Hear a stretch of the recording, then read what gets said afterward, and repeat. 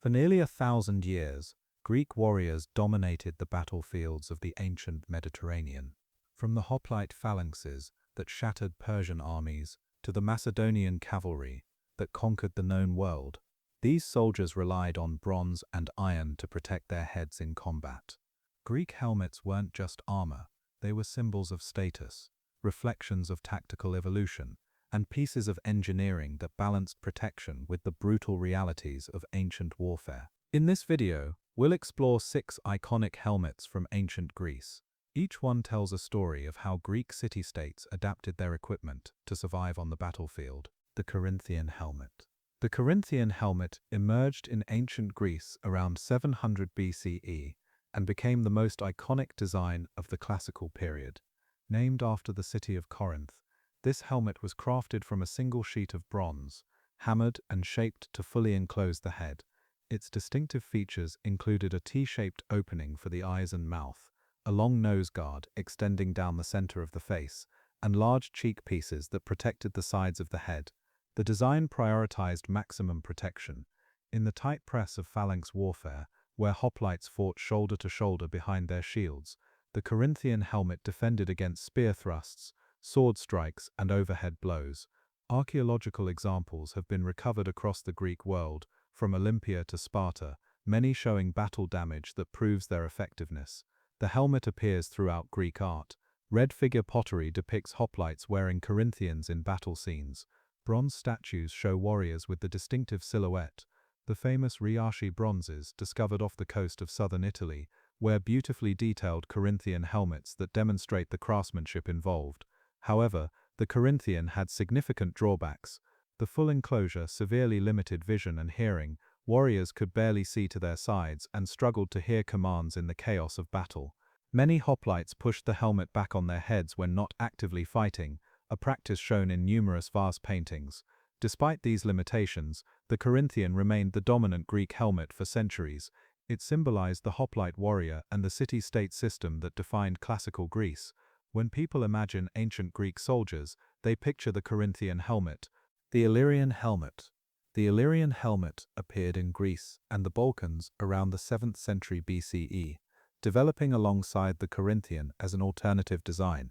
Unlike the fully enclosed Corinthian, the Illyrian featured a more open face with cutaway areas around the eyes and cheeks.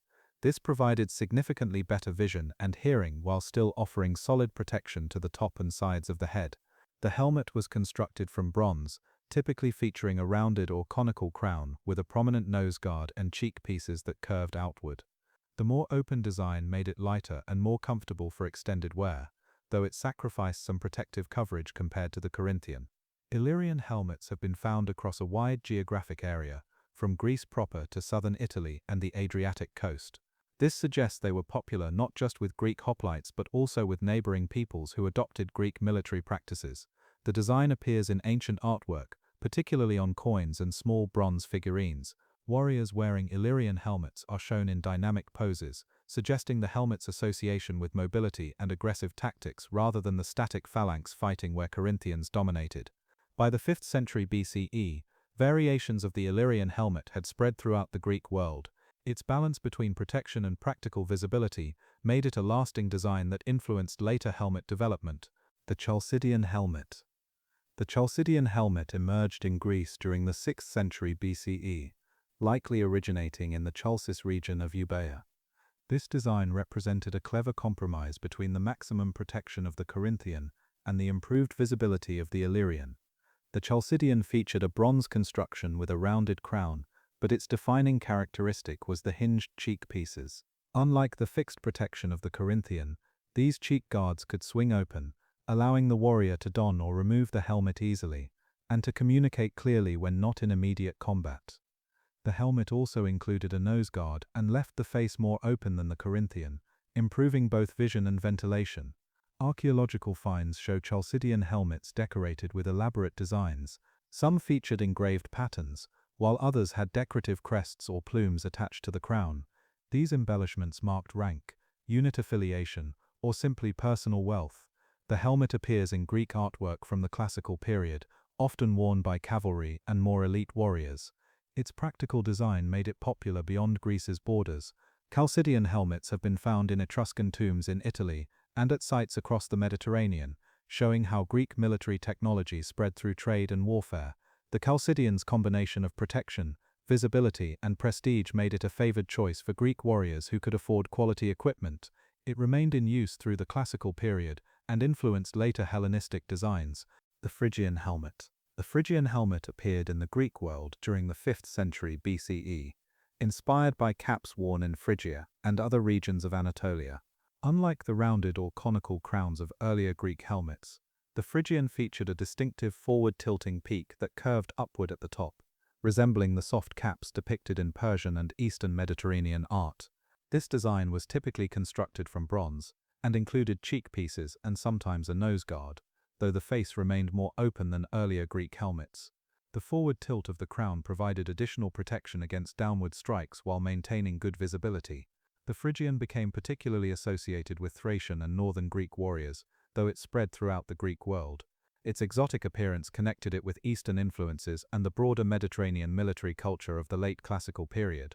The helmet appears in art depicting Alexander the Great and his Macedonian forces, while Alexander himself is often shown in romanticized later artwork wearing various helmet types. The Phrygian was common among his cavalry and elite units during the conquests of Persia and beyond. Archaeological examples show considerable variation in the Phrygian style, with some featuring elaborate decorative elements and others remaining purely functional. The design's popularity reflected Greek military culture's willingness to adopt effective equipment regardless of its foreign origins. The Attic helmet. The Attic helmet developed in Greece during the late 6th and early 5th centuries BCE, becoming widespread during the classical period. Named after the Attica region surrounding Athens, this design evolved directly from the Chalcidian helmet, but refined the concept further. The Attic featured a rounded bronze crown with a wide, gracefully curved brim that extended around the helmet's base. Its most distinctive features were the hinged cheek pieces, which offered excellent protection when closed but could fold up and back when open. The face opening was larger than the Chalcidian, providing superior vision and ventilation. Many examples included a crest holder on top for horsehair plumes.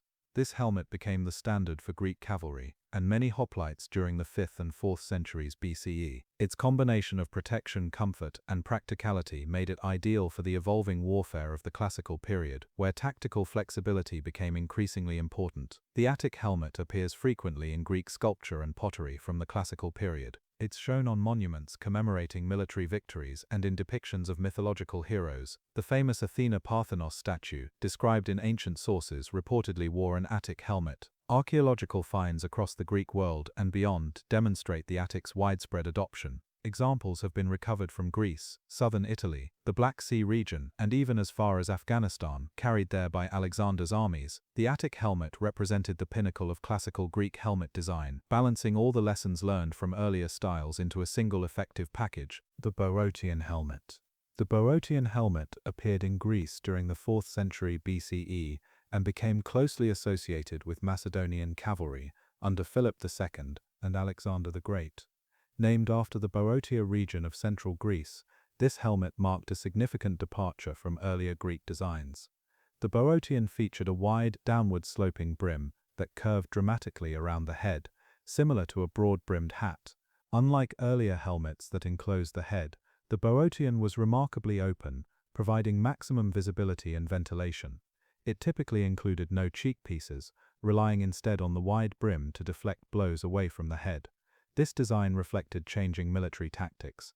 As cavalry became more important in Greek and Macedonian warfare, mounted warriors needed helmets that allowed them to see and hear clearly while riding. The Boeotian's open design was perfect for cavalry, though it sacrificed protection compared to earlier styles. The helmet appears in artwork depicting Macedonian cavalry and in later Hellenistic period sculptures.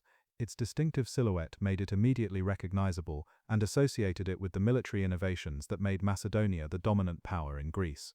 Archaeological examples show the Boeotian was typically made from bronze, though some later versions used iron. The wide brim often featured rolled or reinforced edges to add structural strength. Some examples included decorative elements, though most were relatively plain and functional. The Boeotian helmet represented the final evolution of Greek helmet design, prioritizing mobility and awareness over maximum protection.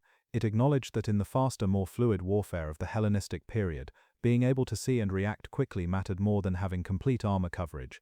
As Greek military culture spread across Alexander's empire, the Boeotian followed, becoming a symbol of the Macedonian military system that conquered the known world. Those were 6 of the most iconic helmets from ancient Greece, from the fully enclosed Corinthian to the open Boeotian. Each design reflects the changing nature of Greek warfare across 5 centuries. Together they show how armor evolved from maximum protection to a balance between defense and tactical awareness. Thanks for watching this video. If you enjoyed it, make sure to like and subscribe so you don't miss the next one.